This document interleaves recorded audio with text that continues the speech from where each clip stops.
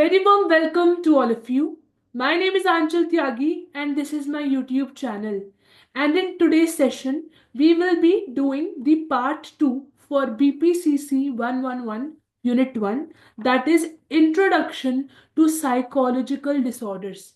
What we say is कि in the previous part we had witnessed कि कुछ time पे there are certain behaviors जिनको हम abnormal का title देते हैं कि एक specific action, एक specific behavior is abnormal and which is not accepted by various sections of society. सो ऐसे ही बहुत सारे मेंटल इलनेसेस और डिसऑर्डर्स या स्पेसिफिक बिहेवियर्स होते हैं which are considered to be either normal, जो नॉर्मल सही माने जाते हैं, और वहीं पर there can be certain behaviours जिनको हम एबनॉर्मल बोलते हैं, या स्पेसिफिक मेंटल या हेल्थ कंडीशन जो एबनॉर्मल बोली जाती है.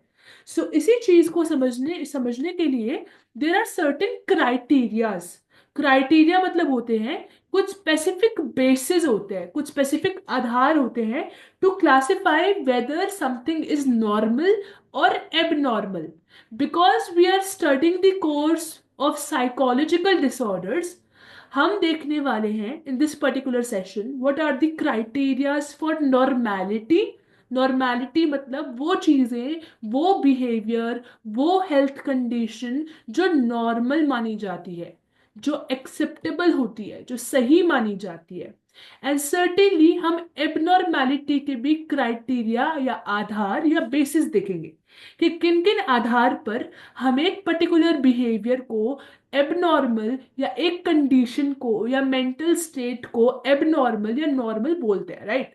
इसके अलावा हम देखेंगे there are two systems of classification.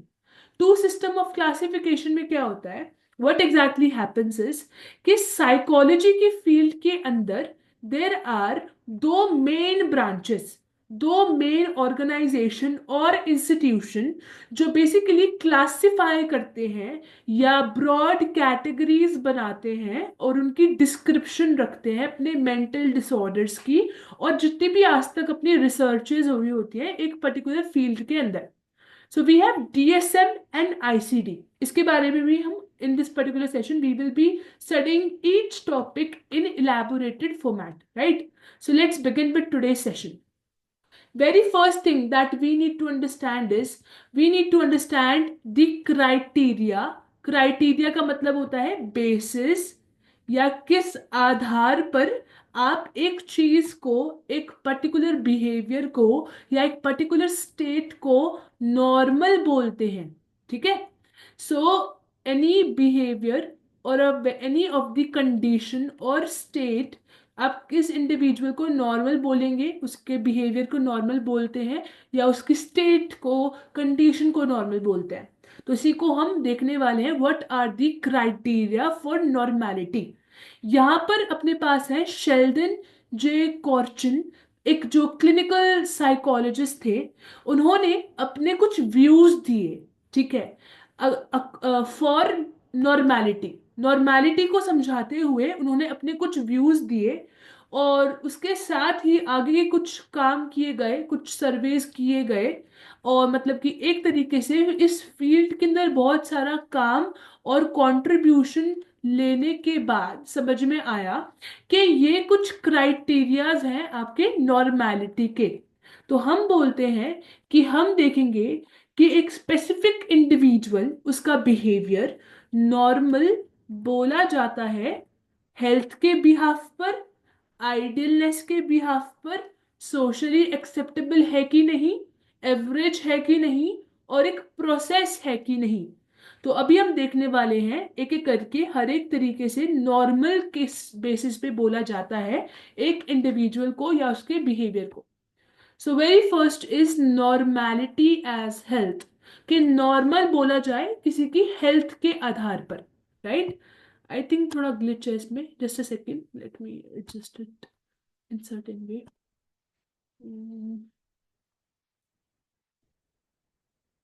Okay, अभी it is updated on my screen.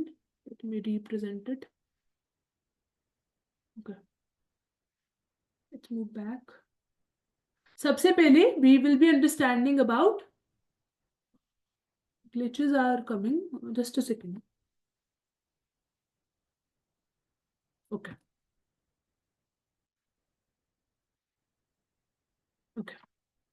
अभी हम बात करने वाले हैं नॉर्मैलिटी की हेल्थ के बिहाफ पर, कि एक पर्टिकुलर इंडिविजुअल को या उसकी सी हम नॉर्मल या एबनॉर्मल बोलना चाहते हैं।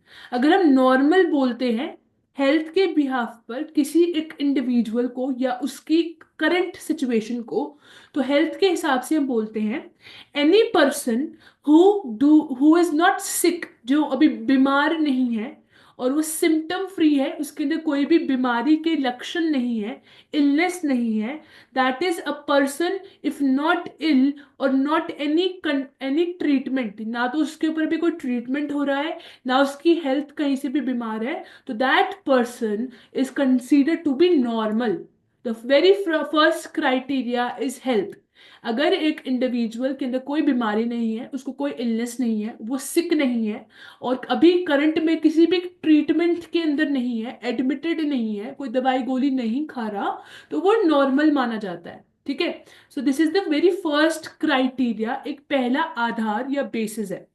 एक और तरीका है नॉर्मल बोलना या एब नॉर्मल बोलना किसी इंसान को, वो है आइडियल। आइडियल सेंस के अंदर हम बोलते हैं ना आइडियलिस्टिक नेचर। आइडियलिस्टिक मतलब एक संपूर्ण बिल्कुल परफेक्ट इमेज के आधार पर क्या चीजें नॉर्मल होंगी और क्या चीजें एबनॉर्मल होंगी। तो अगर हम नॉर्मल की बात करते हैं तो आइडियल स्टेट मानी जाती है एक स्पेसिफिक कंडीशन या एक स्टेट जिसके अंदर आप परफेक्ट है, हर एक सेंस के अंदर आप संपूर्ण रूप से, आप ओवरऑल सेंस के अंदर आप बिल्कुल परफेक्ट हैं। ठीक है, उसको हम बोलते हैं कि आप आइडियल हैं। ठीक है, you are in your ideal state. तो हमने साइकोलॉजी के अंदर रॉजर का दिया हुआ फुल्ली फंक्शनिंग पर्सन का कॉन्सेप्ट कॉन्सेप्ट पढ़ा था। मैस्लो ने हमें सेल्फ एक्चुअलाइज्ड पर्सन के बारे में बताया था। एल्पोर्ट ने हमें मेच्योर पर्सनालिटी के बारे में बताया था। कहीं ना कहीं ये जो तीनों कॉन्सेप्ट अब तक हमें इन तीनों इंडिविजुअल या साइकोलॉजिस्ट के द्वारा मिले हैं, ये तीनों ही आइडियलिस्टिक या आइडियलिस्ट पर्सन की तरफ एक तरीके से इशारा करते हैं। सो कहीं ना कहीं अगर मैं फुल्ली फंक्शनिंग पर्सन हूँ, मैं अपनी पूरी पोटेंशियल का यूज करती हूँ अपने किसी भी एक टास्क को पूरा करने के लिए, मैं एक सेल्फ एक्चुअलाइज्ड पर्सन हूँ, दैट मीन्स कि मुझे अपने प्रोज कॉन्स, अपने नेगेटिव, अपने स्ट्रेंथ, अपनी वीकनेस के बारे में पता है, तो भी मैं आइडियलिस्टिक पर्सन हूँ। अगर मैं पूरी मेच्योर पर्सन हूँ, मैं सही से डिसीजन लेती हूँ, ठीक है, मैं अपने इमोशंस पे कंट्रोल रखती हूँ और मैं अच्छे से एक ग्रोथ की तरफ ओरिएंटेड हूँ, तो इन तीनों ही तरीकों से I will be considered an ideal person.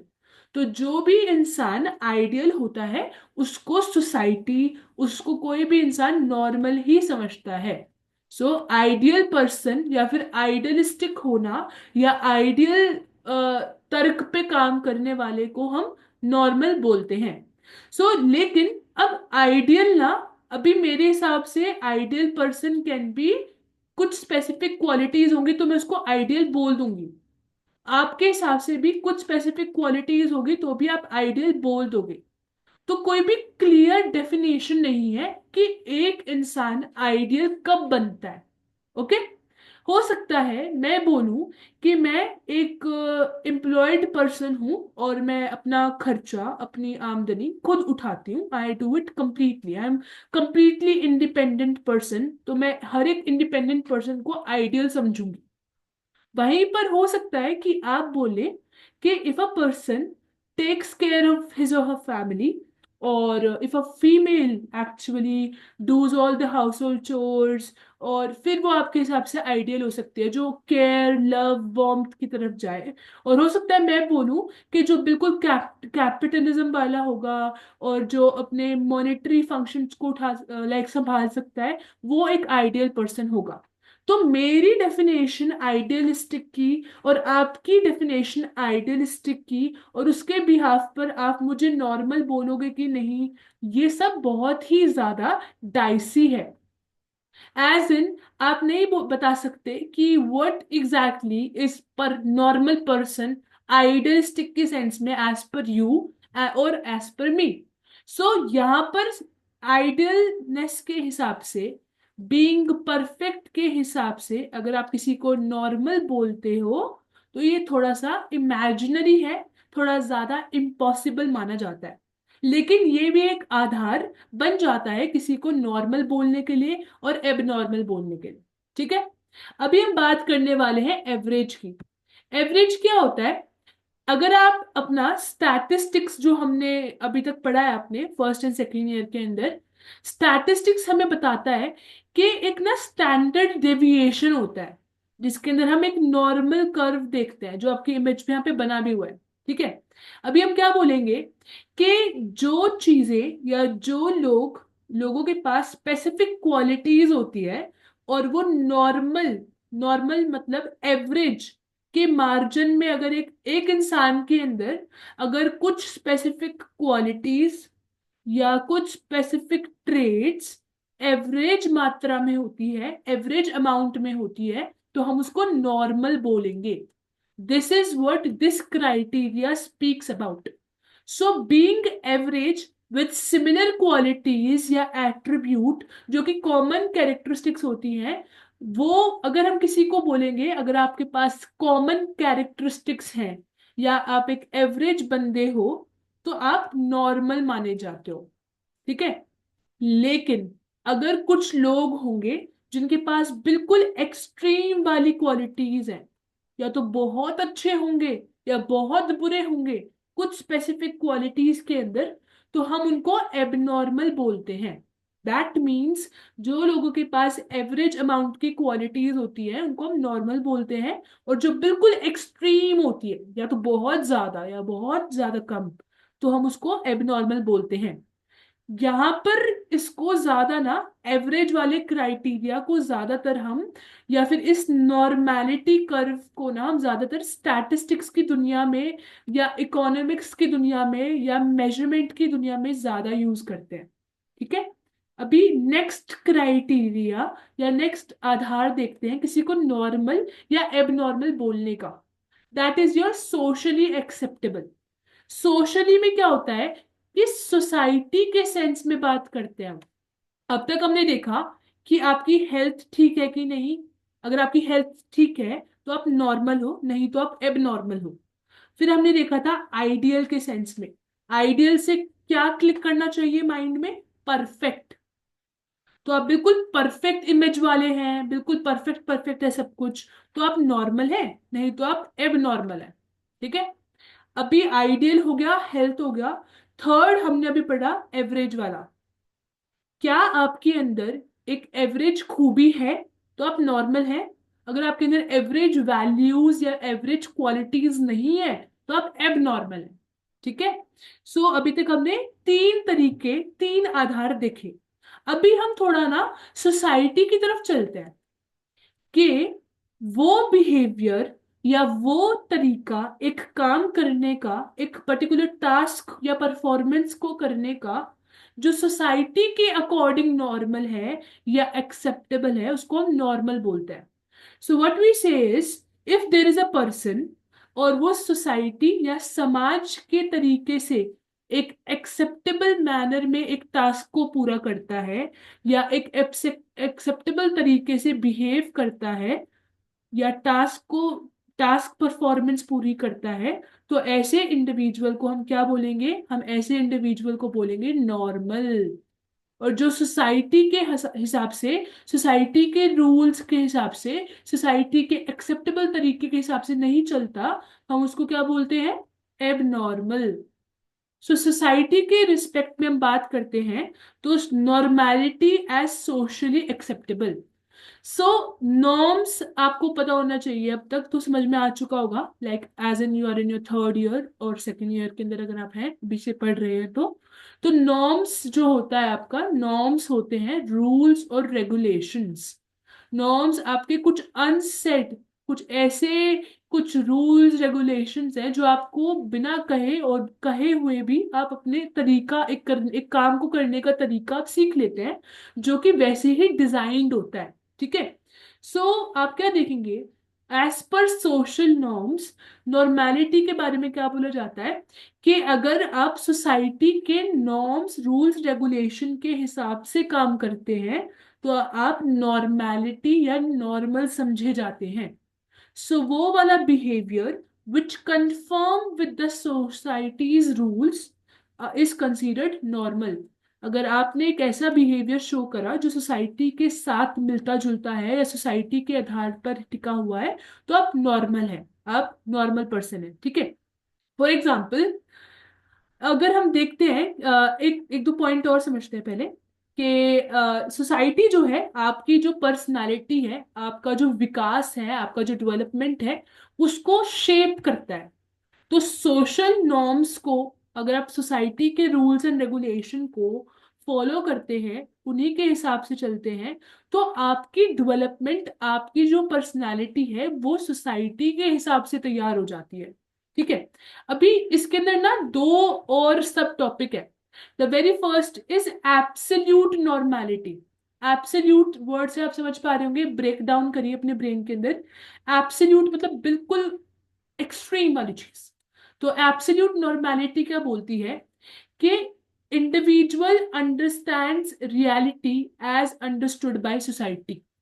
कि इंडिविजुअल लाइफ की रियलिटी को सोसाइटी के हिसाब से जब समझता है, मतलब सोसाइटी के हिसाब से what is real, what is reality अगर हम समझते हैं और उसी के हिसाब से हम एक्ट करते हैं, तो हम जो है एक तरीके से एब्सोल्यूट नॉर्मेलिटी में है, हम एब्सोल्यूट तरीके से नॉर्मल है। लेकिन दूसरी तरफ है आपका रिलेटिव नॉर्मेलिटी। रिलेटिव नॉर्मेलिटी क्या करता है कि आपने अपने खुद के एक्सपीरियंसेस को जिया, आपने लाइफ के एक्सपीरियंसेस सीखे, साथ में आपने सोसाइटी के द्वारा शेप की हुई वैल्यूज और पर्सनालिटी को देखा, उनसे सीखा, और फिर आप एक तरीके से एक काम को पूरा करते हैं, और उसको हम बोलते हैं रिलेटिव रिलेटिव नॉर्मेलिटी। ठीक है। यहां पर आपके खुद के एक्सपीरियंसेस जुड़ जाते हैं सोसाइटी के साथ, और फिर आप एक रिलेटिव नॉर्मेलिटी के अंदर आ जाते हैं। हम इसके बाद एक और यहाँ पर सब टॉपिक देखते हैं, वो है कल्चरल रिलेटिविज्म। कल्चरल रिलेटिविज्म क्या होता है कि सोसाइटी का क्या रोल है, सोसाइटी कैसे काम करता है एक पर्टिकुलर बिहेवियर को नॉर्मल बोलने में। तो हम क्या देखते हैं कि अलग अलग कल्चर होते हैं।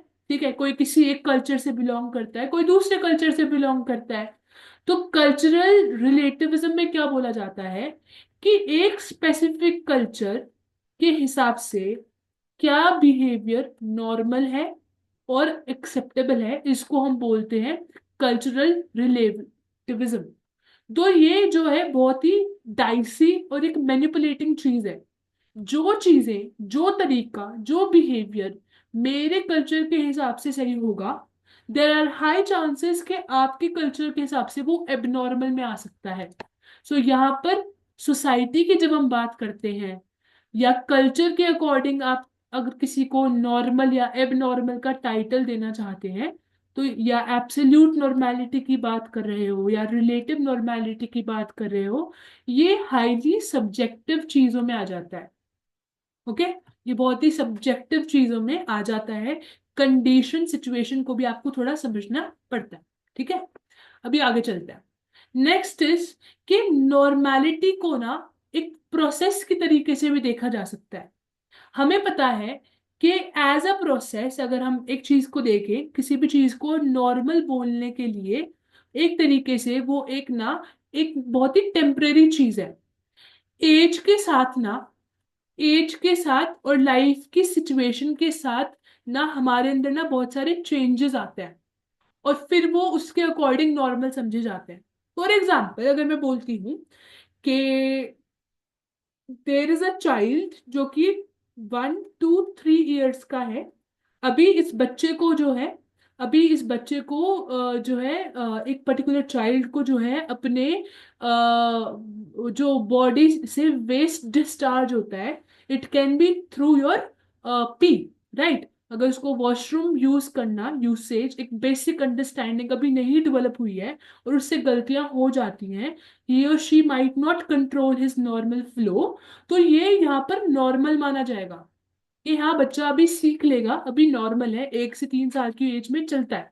लेकिन इफ आई से कि टीन एज के अंदर भी बच्चा अपने वॉशरूम या बेसिक हाइजीन को नहीं सीख पाया, तो यही चीज यहाँ पर एबनॉर्मल बोली जाएगी। तो क्योंकि नॉर्मैलिटी या नॉर्मल होना एक तरीके का प्रोसेस है, तो टाइम के साथ, एज के साथ चेंजेस आते हैं, और फिर वही चीज उस टाइम पे आप नॉर्मल बोलते हो और एक एज के बाद आप उसको एबनॉर्मल बोलने लग जाते हो। This is what this criteria says about, right. अभी इतना था अपने नॉर्मैलिटी के क्राइटेरिया। अभी हम बात करने वाले हैं एबनॉर्मैलिटी की। एबनॉर्मैलिटी क्या बोलता है कि एक स्पेसिफिक जो चीज है, एक स्पेसिफिक बिहेवियर एबनॉर्मल बोला जा सकता है डिस्ट्रेस के बिहाफ पर। दैट मीन सबसे पहले समझते हैं व्हाट इज डिस्ट्रेस।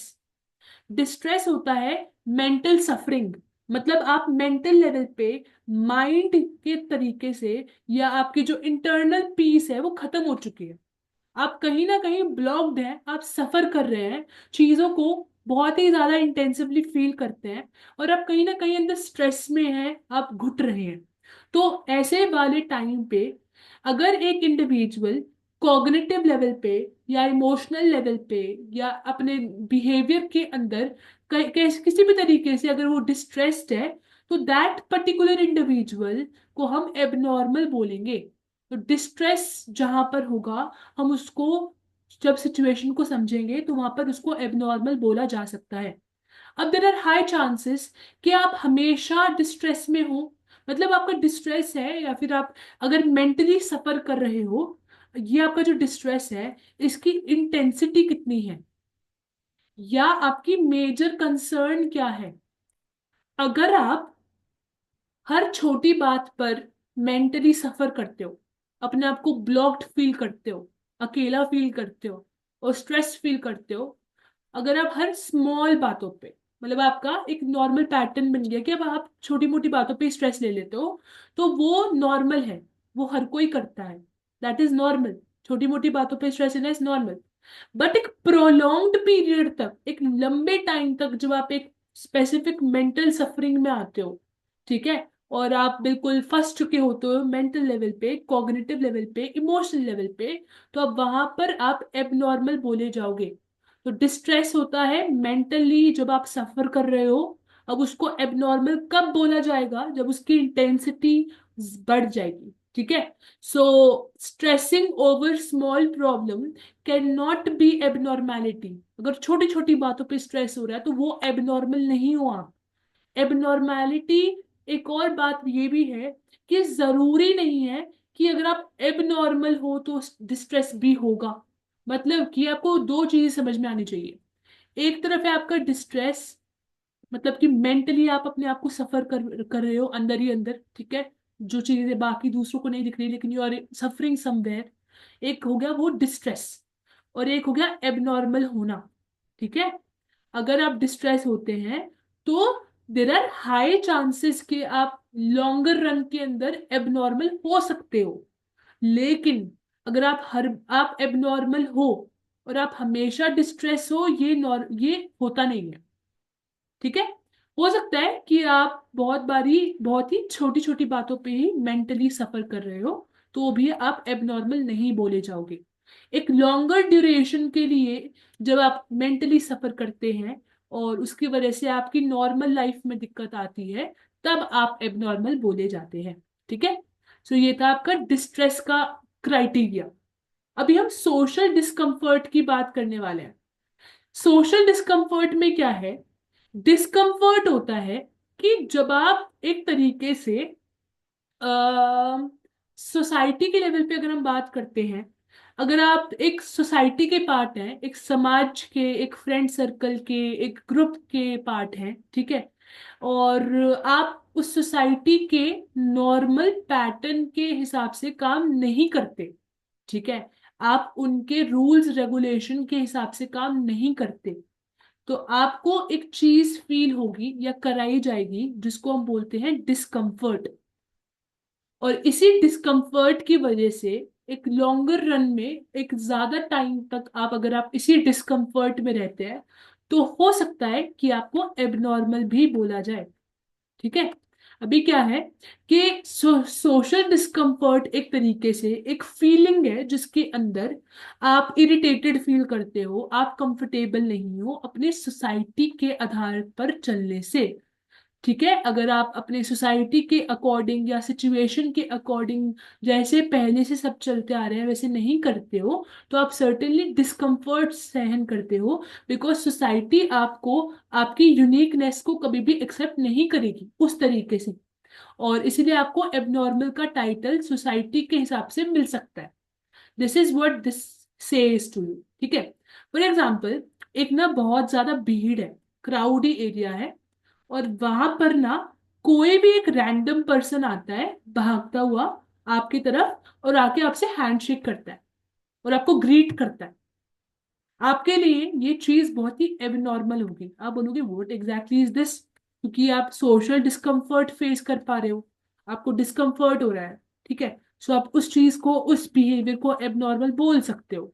वहीं पर अगर आपके बहुत ही नोन पर्सन है, या आपके बहुत ही क्लोज वाले नोन पर्सन है, आपके फ्रेंड्स हैं, वो आपको देखते हैं and they do not greet you, और वो आपको अवॉइड करते हैं, इग्नोर करते हैं, तभी भी आप एक डिस्कम्फर्ट सहेंगे।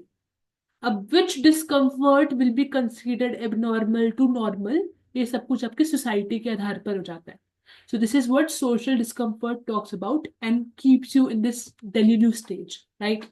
अभी हम आगे चलते हैं। Next is your maladaptive behaviour. Maladaptive behaviour मतलब एक ऐसा बिहेवियर, एक ऐसा तरीका जिसकी वजह से व्हाट एग्जैक्टली हैपेंस इज कि आपकी जो बेसिक तरीका है एक लाइफ को सस्टेन करने का, या एक स्पेसिफिक तरीके से फंक्शन करने का, वो खराब हो जाता है।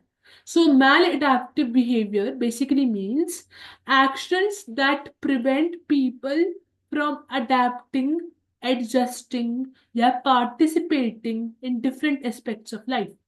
या फिर एक और तरीके से वो सारे एक्शंस जिनकी वजह से आप लाइफ को अडेप्ट नहीं कर पाते, नए एनवायरनमेंट में आप आराम से रह नहीं पाते, दूसरों को चोट पहुंचती है, दूसरों को हार्म पहुंचता है, और आपकी डेली की जो नॉर्मल फंक्शनिंग है, नॉर्मल रूटीन है, वो भी खराब होता है। तो ऐसे वाले बिहेवियर्स को हम मैल एडेप्टिव बिहेवियर बोलते हैं। हो सकता है कि आप या तो खुद को ही हार्म पहुंचा रहे हो, खुद को ही इम्पैक्ट पड़ रहा हो, या आपके आसपास की सोसाइटी या सोशल ग्रुप्स के ऊपर इम्पैक्ट पड़ता हो। तो ऐसे वाले मैल एडेप्टिव बिहेवियर की वजह से भी आपको एबनॉर्मल का टाइटल मिल सकता है। Next is standard deviation. Standard deviation जो है थोड़ा स्टैटिस्टिक्स या इकोनॉमिक सेंस में आ जाता है। होता क्या है, हमने जैसे पीछे नॉर्मल कर्व पढ़ा था, नॉर्मल कर्व क्या बोलता है कि एक ना एवरेज वैल्यू होती है, एक एवरेज तरीका होता है।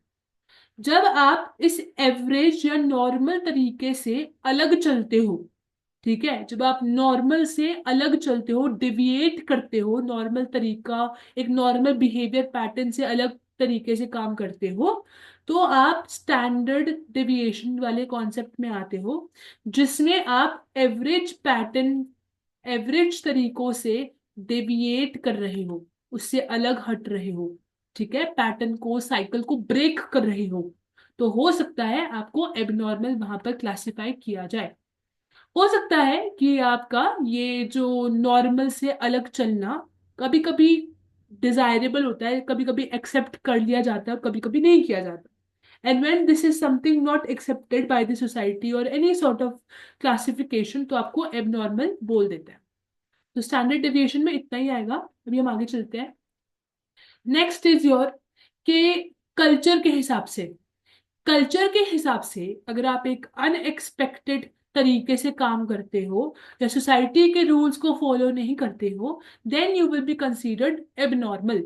So as per our culture or society's rules, abnormal will be the one who will not be working or doing anything as expected by one's culture. अगर हम कल्चर के अकॉर्डिंग काम नहीं करते या सोसाइटी के रूल्स ब्रेक करते हैं, और उस चीज की वजह से भी आपको एबनॉर्मल का क्लासिफिकेशन में डाला जा सकता है, राइट. सो अभी हमने एबनॉर्मैलिटी, नॉर्मैलिटी, सबके क्राइटेरिया देख लिए कि किन किन आधार पर आप किसी को नॉर्मल एबनॉर्मल बोल सकते हो, ठीक है. अभी द थिंग इज, क्या हमें क्या हमें अभी तक कोई भी एक क्लियर डेफिनेशन मिली है, एक ऐसी डेफिनेशन जिसके आधार पर हम अभी current situation, current generation, current technological advance society के अंदर काम करें? No, right. अभी तक हमें कोई भी क्लियर डेफिनेशन नहीं मिली है. सारे क्राइटेरियाज कुछ कुछ तरीके से पॉजिटिव भी है और नेगेटिव भी है, तरीके से बनाए गए भी हैं और नहीं भी गए हैं, ठीक है.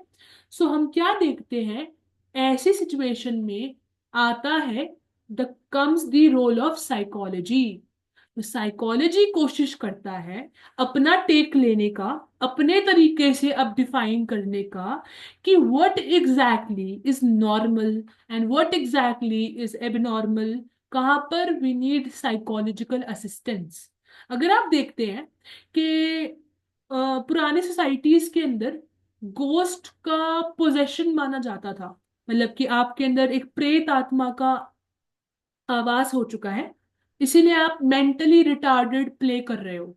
लेकिन इन रियलिटी तो आप एक तरीके से साइकोलॉजिकली या मेंटल लेवल पे आपको दिक्कत है and you need help, right. So आप ये जो एडवांसमेंट देखते हैं, अगर मैं पुराने हालातों के हिसाब से बोलूं, अगर मेरी हेल्थ खराब है, राइट, तो भी वहां पर टैबूज अटैच होके मुझे एबनॉर्मल बोला जा सकता है.